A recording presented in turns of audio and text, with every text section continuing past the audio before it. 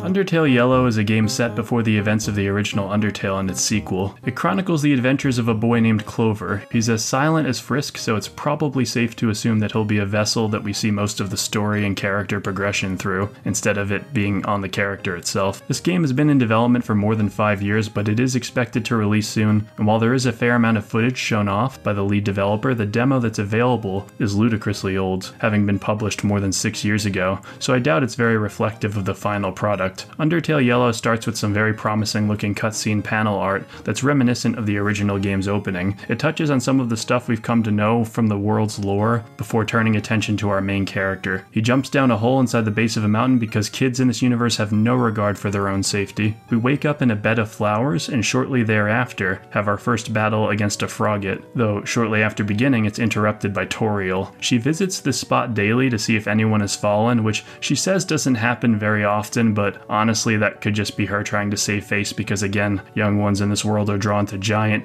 gaping chasms in the ground for some reason. She begins to help you with some rudimentary puzzles, some of which are almost insultingly easy, but before long you fall through a crack in the floor, which is good as the opening was coming off as somewhat predictable prior. You encounter Flowey again, who seems at least a little more friendly this time around. At the bare minimum, he actually tells you that the projectiles he's sending your way do damage, which is a far cry from his first appearance in the original Undertale.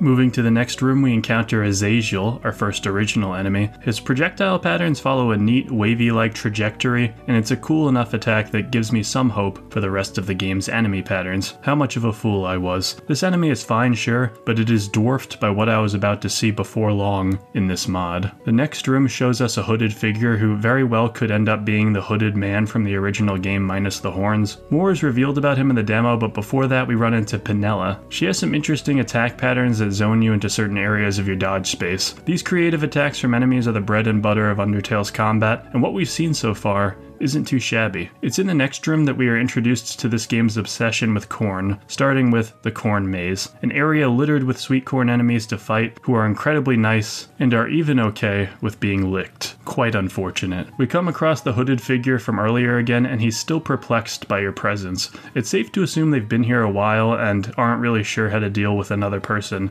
showing up in the ruins. Obviously, this is a character that will have some role in the broader story, so they are being introduced on more than one occasion to show their importance. Heading south, the room we're in slowly darkens until we're face to face with an enemy called Decibat, who introduces us to the mechanic of blue and orange projectiles. As with Undertale, these follow the same rules of blue ones not affecting you when you stand still, and orange ones not affecting you as long as you're moving. I've always liked projectiles that mixed things up like this, and it's great to see their return. You'll also come across this enemy Crispy Scroll, who makes jokes about anime and stuff. In any other game, I'd dislike this intensely. Too many indies just don't take themselves seriously enough anymore and are putting memes into their games, but when Undertale did it back in 2016, it really was kind of new and just blindsided everyone with how different its dialogue was. So as an homage to the original game, humor like this definitely fits, and I'm glad it's here. It isn't long after this that you'll find yourself in the hallway of the demo's final boss, which is the hooded dude who reveals himself to be Marceline's brother, Dalv. This game is geared to come with its own original soundtrack, and if the battle music here doesn't engross you off the bat, I'd be very surprised. Its pipe organ churns and electric whistles could understandably leave most just idling on this screen.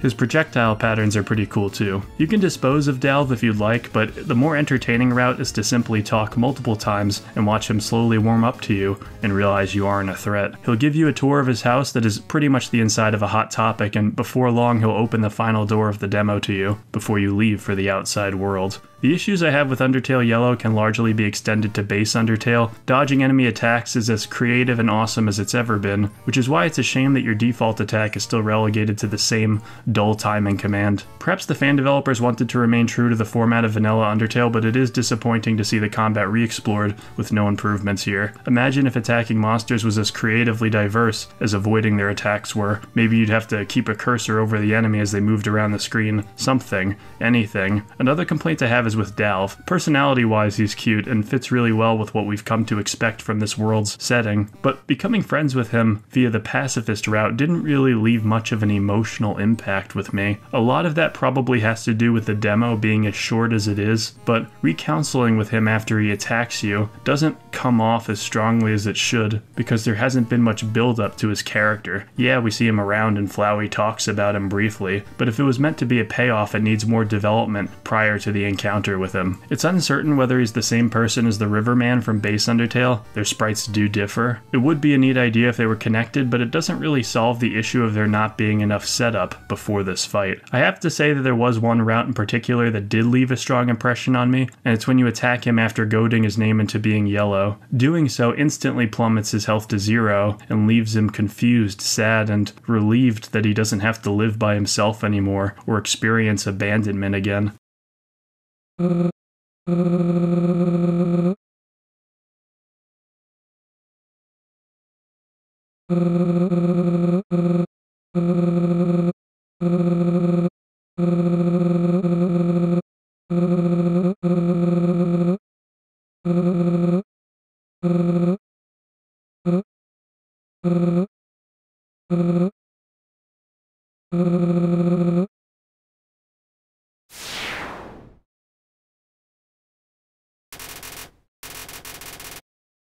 Even if there was no mechanical disadvantage to doing that, this scene itself weighs on you enough that you regret it on presentation alone, and I think that's a big feat for anyone crafting a story. Moments that are hard on the heart like this one make or break great RPG stories, and I hope that this is the norm for the full release. It's important to reiterate the age of this demo, having come out 6 years ago. I'm sure there's lots of things the developer plans on polishing for the final release. I know I personally don't like my own drawings from 1 year ago.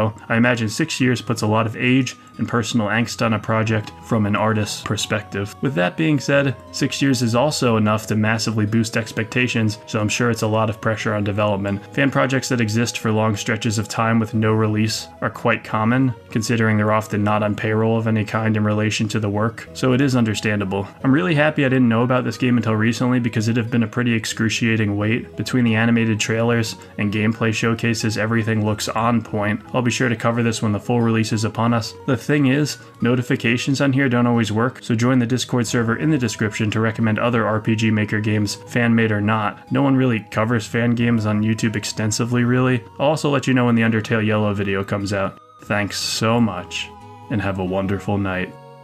Booba.